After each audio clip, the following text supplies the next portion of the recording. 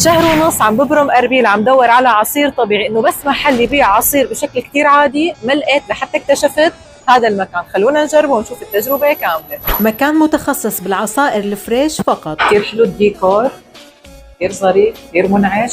حتى في قدامنا هيك قفص عصافير كتير كبير، هلا رح فرجيكم اياه بالحبات. طلبنا أغلى 3 أنواع عنده بالمنيو وأخذ الوقت 5 دقائق. سويسري وموز ب 3000 دينار، كتير طيب. حلويات مشكلة ب 5000 دينار، 3 طبقات لازم تكون 4، الطبقة الرابعة مش موجودة.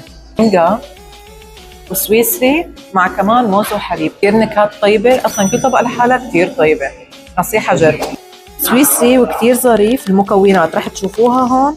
5000 دينار، وصدقا كل العصائر طيبة، بس هدول أميز شي هون جربوا هون بزيد. بيت العصافير اللي حكيت لكم عنه هون التصوير كتير حلو، عنده قاعدة خارجة إضافة للقعدة الداخلية. هيك كانت تجربتي عند اورجانيك جوسز، بنصحكم تجربوا. انا من ناحيتي بذوق الشخصي كثير حبيت، اللي مجرب يكتب لي رايه وتابعوني. الموقع مقابل الستار تاورز، مقابل دريم سيتي جيت 1، البوابه الاولى.